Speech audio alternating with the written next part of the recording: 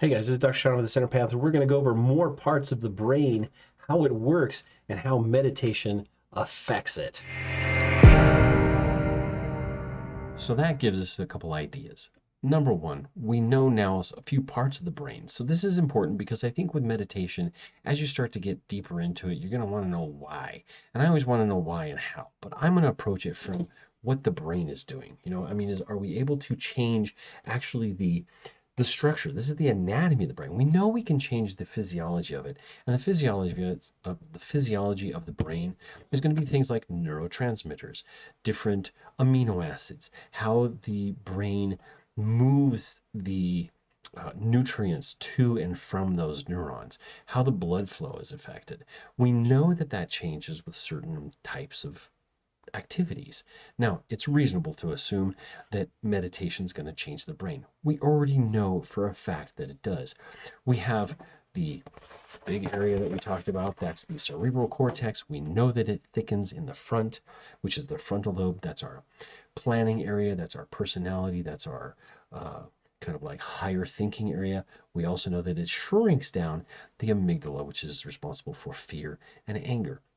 So we're going to go over as we go. Don't forget to like and subscribe, I guess, to see if you want more of these kind of things, because I am going to go over my own brain in the MRI. It's going to take a long time because I've got to set a bunch of stuff up and look at some other things. But we're going to work also with this cool and groovy little plastic brain that I have. And I want to go through and show you the different sections of the brain, not just for the anatomy's sake, but also for the physiological sake, and how meditation, contemplation, and higher thinking and activities, things like even basketball playing or something like that, will change the way the brain looks and the way the brain acts and the way the brain works.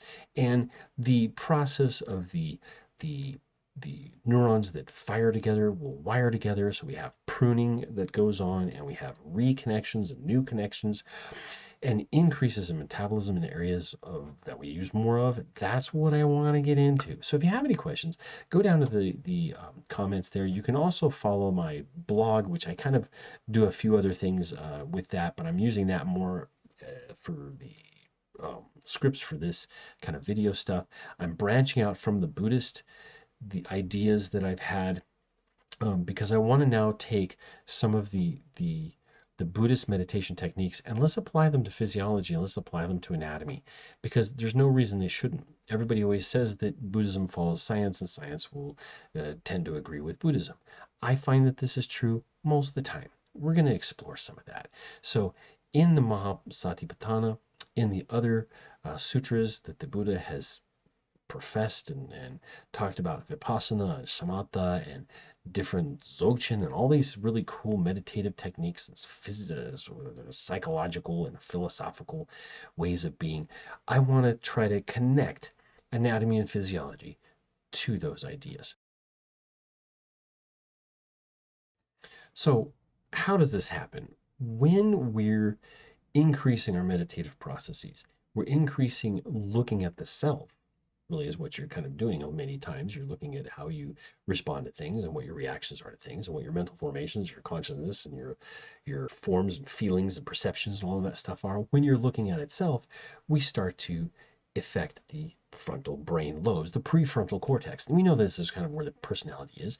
And we know that as we meditate more, that actually gets thicker in that part of the brain that's up here. Now, we then have to look into some of the theories as to why. Now, one of the old sayings, or kind of a new saying actually, is the the neurons that fire together wire together. So what happens is the more association things you make together with different parts of your body. So for example, playing ping pong or something like that, it would be like visual hand-eye coordination. Those in things would have to be really, really connected in order to be very good at that sport. So there was a psychologist, Donald Hebb. It's called Hebb's law, which is the neurons that fire together, wire together. And that's where we get this theory that things, as they start to build, we start to get more activity in them. So we're going to start with not only the cortex, because that does thicken in certain areas when people meditate more. It also changes in a little bit of its depth, which is the same as thickness, really, right? But also the convolutions, the gyri and the sulci. Now, other areas of the brain that are really interesting would be like the amygdala. The amygdala is an area of the brain we know is related to fear and aggression. It's a very, very, like we consider a very primitive part of the brain. And here's where it is. If we take the brain and we pull off the cerebrum, this is the main part of the cerebrum, and we're going to get in here a thing called the diencephalon. Diencephalon means two parts inside the ceph. Right, inside the brain. If we look at it from this section, we can see all this whole thing here rolls around, and the amygdala is right down in here. I don't know if you can actually see that very well, but the amygdala is right down in here. So right about straight in here and straight in there. If we cross those two, we'd probably get pretty close to where my amygdala is. And what we know about this is when people have more meditation and they've practiced more meditation, especially things like loving kindness, calming meditations, breath meditations, stuff like that, the amygdala actually shrinks. It gets smaller. It gets less vibrant, less activity in there. How do we know this? We've done meditation screenings on people, which are called functional MRIs, and those allow us to see the glucose uptake or what's going on inside the brain where there's more metabolism. And if there's less metabolism in an area of the brain, we know that there's less going on there. If there's more metabolism, there's more going on. So people that have anxiety and stress will have higher amounts of activity in the place called the amygdala. Now, as they meditate and they become more calm and they become more relaxed, and this is just one benefit of that kind of practice, the amygdala itself will decrease in size. So let's put all of that together. We know already that the neurons that fire together will wire together. So similar activities over time will cause the connections inside the brain to be greater and more substantial or more anchored. Now, if we're talking about the amygdala, which we've been looking at, right straight in there, we're going to be talking about fear and aggression. So fear aggression is something like in animals. When you corner an animal, they tend to fight back, right? That's the amygdala at work. People have the same thing. If they've worked on meditation processes such as, like we said, Metta Bhavana, the Metta Sutra, compassion, empathy, seeing how things are with other people and feeling, actual compassion for them. Development of compassion is very important. And this is a very simple thing to do in meditation processes. Now remember, meditation is itself, step one is to get everything kind of like still enough to look at, right? That's the idea. You're not going to stop thinking, but you're going to stop reacting to those thoughts the way you did before. And that's the process. One is to recognize that you're reacting to them. Number two is to start putting new thoughts in there, or putting new thoughts more close to the surface so that you practice that kind of thing.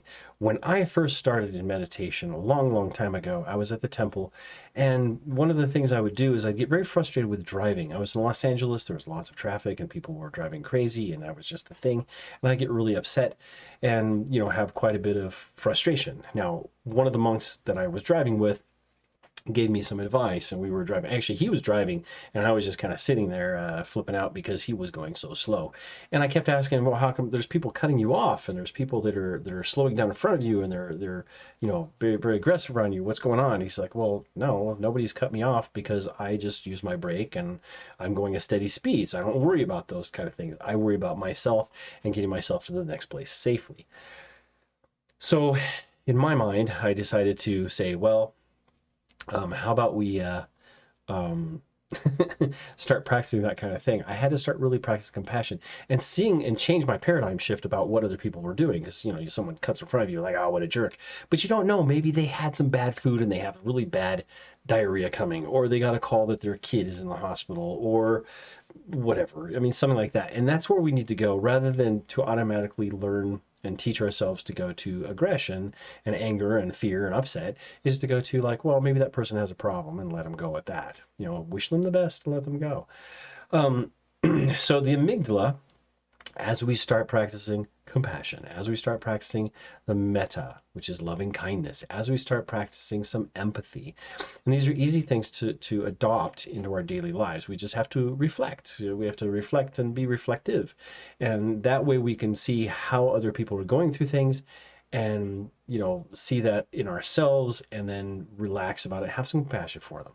That will reduce the activity in the amygdala and the connections in the amygdala, because now we're going to go to different parts of the brain further deep inside the limbic system, which we'll talk about later, and the prefrontal cortex, which we'll talk more about later, and some other connecting areas that will increase our connections for compassion, interaction, interdependence, and interconnection.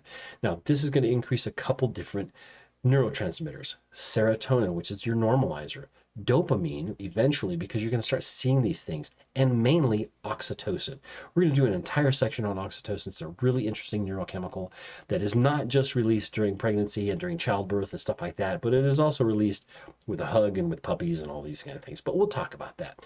So anyway, this is Dr. Sean over at the Center Path. You guys take care, do your meditations.